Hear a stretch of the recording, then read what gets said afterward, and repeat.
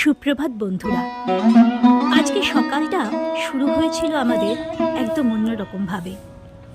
আমরা পৌঁছে গেছিলাম মালদা জেলার প্রাচীনতম পীঠস্থান শ্রী শ্রী জহরা মায়ের দর্শনে।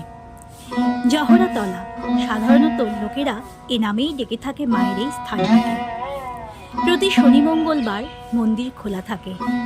ছুটির দিন হওয়ায় আমরা রবিবার গেছিলাম, মন্দির বন্ধ ছিল। কিন্তু মন্দিরের বাইরে আমরা প্রণাম করে যে অভূতপূর্ব এক ঐশ্বরিক চেতনায় সমৃদ্ধ হয়েছি তা সত্যিই মুখে বলা যায় না।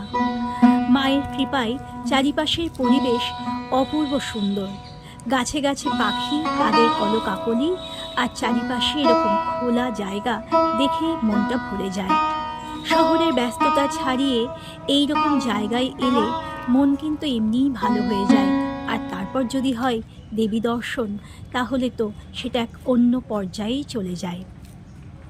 তো খুব সকালেই আমরা বেরিয়েছিলাম, আর মালদা থেকে এটা খুব বেশি দূরেও নয়। মালদা জহরাতলা মালদার কিন্তু একেবারেই উপকণ্ঠ, অথচ এরকম গাছগাছালিতে ভরা। মন্দির প্রাঙ্গণ অত্যন্ত সুন্দর, পরিচ্ছন্ন, চওড়া, এবং গাছপালা যেন মাকে ছায়া দিয়ে রেখেছে। আর গাছে গাছে আমরা যত টিয়া পাখি দেখেছি, সে এক অভূতপূর্ব অভিজ্ঞতা।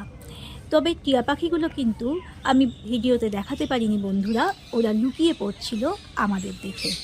তো এই রকমভাবে একটা সকাল যখন শুরু হয়, তখন কিন্তু সেই দিনটা একটা অনাবিল আনন্দ নিয়ে আসে মনে। আর মাঝে মাঝে এইরকম কিন্তু তীর্থস্থান ভ্রমণ আমাদের মনকে পরিশুদ্ধ করে দেয়, আত্মাকে আবার শুচিশুদ্ধ করে দেয়, এটা কিন্তু ঠিকই। আর এই জায়গায় এসে সত্যিই মনটা একদম অন্যরকম ভালো হয়ে যায়। আমাদের ইচ্ছে আছে কোনো একদিন শনি মঙ্গলবার এসে মাকে দর্শন করে যাওয়ার।